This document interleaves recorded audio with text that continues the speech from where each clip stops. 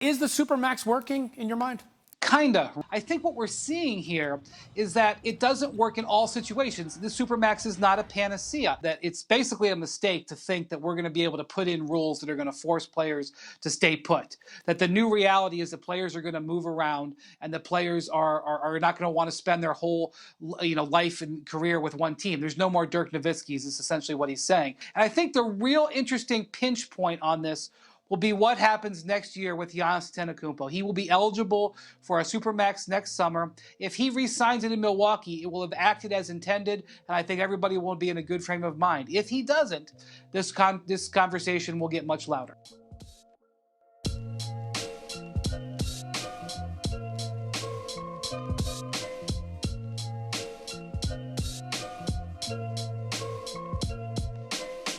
Athletes are known for being very wealthy, especially those at the top of their sport. The NBA salaries these days are no exception. NBA superstars are making more money than ever. But is it for the best? Today, we dive into the infamous NBA Supermax and how these extensions are not helping in ways that they were originally expected to. So, what does Supermax even mean? Well, basically, it's called the Designated Veteran Player Extension. The original goal of the Supermax when it was introduced a few years ago was to prevent super teams from forming and... Wow. Next question. See ya. Also kind of help smaller market teams keep their stars. But sadly, I'm not very sure we can claim it has done those two things. So what does the Supermax actually consist of, and how do players qualify for it? Basically, the rule allows for teams to sign qualified players to a maximum 5-year contract extension worth up to 35% of the salary cap with an 8% increase of pay annually, aka a lot of goddamn money. The length of the deal depends on how many years the player has been in the league and also how many years remain on his current contract. To be eligible, a player has to have or will have had 8 years of NBA experience by the end of his current contract, and also the extension must be offered by the team that drafted the player or the team that traded for him during his rookie contract. For example, a player who qualifies who has 7 or 8 years pro with 2 years left on his current contract is eligible for a 4-year max deal or extension, keeping the player for now 6 years. So if a player has 1 year left on his contract, he can add a 5-year max to it, which also adds up to a total of now 6 years.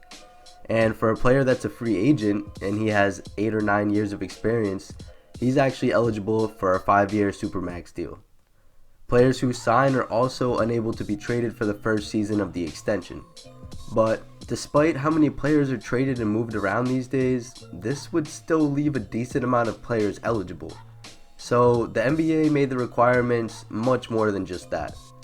Besides falling into the categories that I have just explained, to be eligible, a player must also fall under at least one of these 3 scenarios. 1. Be selected to an All-NBA team in the most current season, or be named to an All-NBA team in both of the 2 prior seasons. 2. Named Defensive Player of the Year in the most current season, or be named it in each of the past 2 seasons prior. Or 3. Be named MVP in any of the past 3 seasons. Now, if a player manages to meet all the requirements I've listed so far, and at least one of the 3 that I just mentioned, their team may offer them a Supermax deal. So, why did the NBA implement this Supermax? It is basically an attempt for small market teams to keep their stars and being able to pay their star players big money, but it really hasn't gone as planned. Currently, there's 5 players with Supermax contracts signed. Steph Curry, James Harden, Russell Westbrook, Damian Lillard, and John Wall. And there's a few players who'll be eligible soon, but we'll get to that later. Now, it's obvious these players are very good and deserve to be paid, but at what cost? 35% of the salary cap is a huge majority of a team's payroll. Let's take a look at the Wizards, for example. They gave John Wall a Supermax deal and also re-signed Bradley Beal recently for a hefty price. Between Wall and Beal, that's about $64 million this year, and both contracts increase each year that follows. With the salary cap set at about $109 million this year, that's about 58% of the salary cap on those two players alone. Add a ridiculous $15 million going to Mahimi, and What the hell is even that? now you're up to $79 million this season, and you're creeping up over about 70% of the salary cap being spent on these three players. John can't stay healthy even walking around his own house wall. Ian fucking Mahimi and Bradley Beal. So yes, they kept their star, and when healthy, Wall's a very good player, no denying that, and they're pretty easily a playoff team, but is he really a Supermax worthy player? With the Wizards' money locked into Wall and a good chunk into Beal, I don't see them being able to build a really good team anytime soon. They kept their star and the player they want to build their franchise around, but what else can they really build around him? Bradley Beal is a very, very good player, but not enough. And who else could they possibly bring in with the money they have left? And their not so impressive record over the past few years, never going past the Eastern Conference semis, even when John Wall was at his best. I mean, who's going to want to play there? If Wall isn't the same when he comes back, or is even close to it once he finally gets back, I mean, it's going to turn into a disaster in Washington, and good luck being a contender anytime soon. And yes, I mean, if it came down to it, they could try and trade him, but who's going to want to take on that contract? The Supermax can be really dangerous and can be pretty destructive to a roster for years if the player declines it all or is injury ridden moving forward. But yes, the Wizards kept Wall from going to a bigger market team, so I guess the Supermax worked. But the truth is, there's only a few players actually worth the Supermax in the league, and more players are soon to become eligible that, in my opinion, are not really worth it. We have seen a few cases of teams trading away players before they became eligible because they didn't want to offer them the Supermax deal or whatever the case may be, such as DeMarcus Cousins and Jimmy Butler in recent years.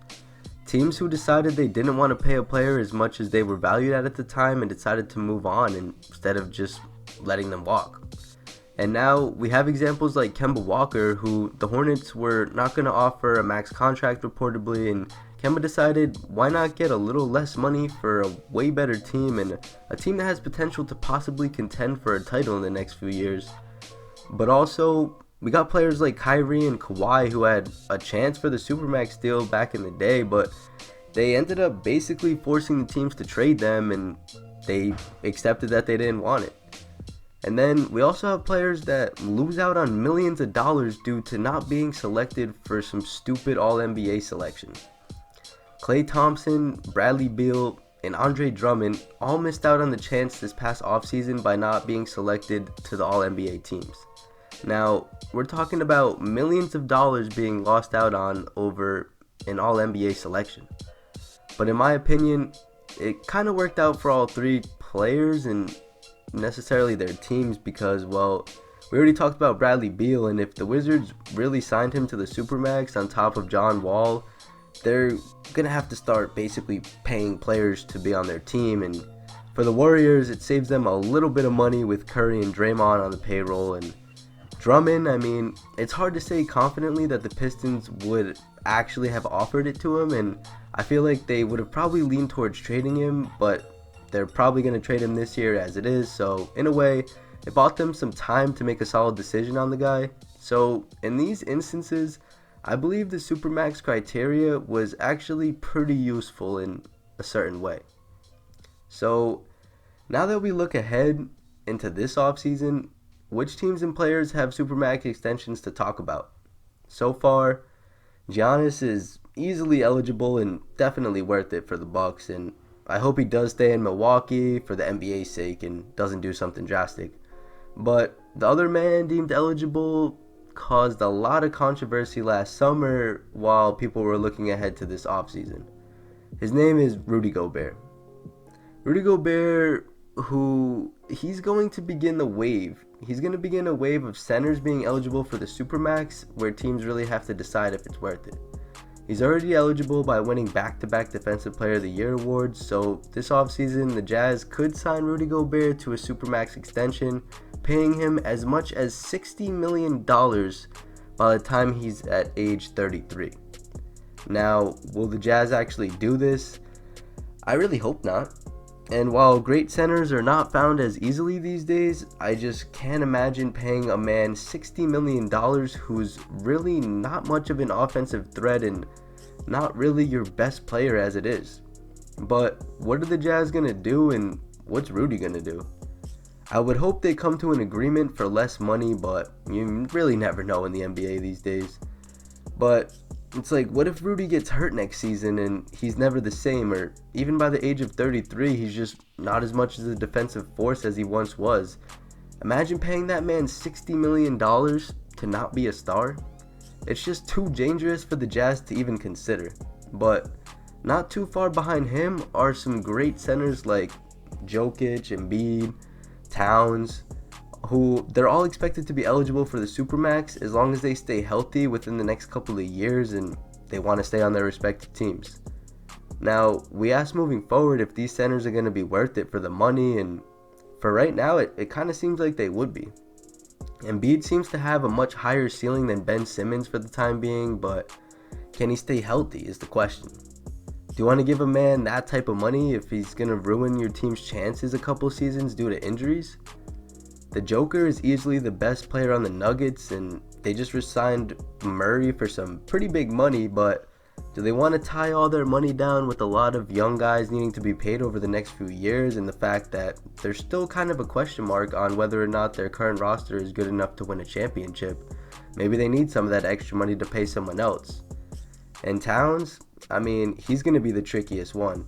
An unbelievable talent who many believe just needs a real point guard to play with, but T-Wolves are far from being a contender right now, so they'll have to spend their money wisely as well.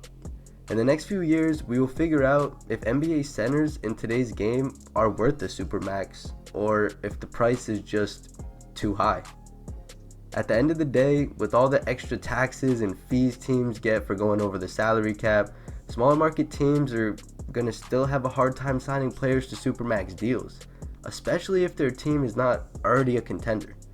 In my opinion, there's only about 5 players in the league who are even really worth a Supermax deal, and it shouldn't just be handed out to anyone that can make an all-NBA third team. I don't think this Supermax plan by the NBA has had the effect that they had hoped, and in most cases, I think it can actually cause a crippling effect on a smaller market team if they even get the chance to re-sign a player of that caliber. Which players are worth the Supermax, and is a Supermax even a extension worth having in the league? I mean, that's for you guys to decide. I hope you guys enjoyed this video, and until next time, peace.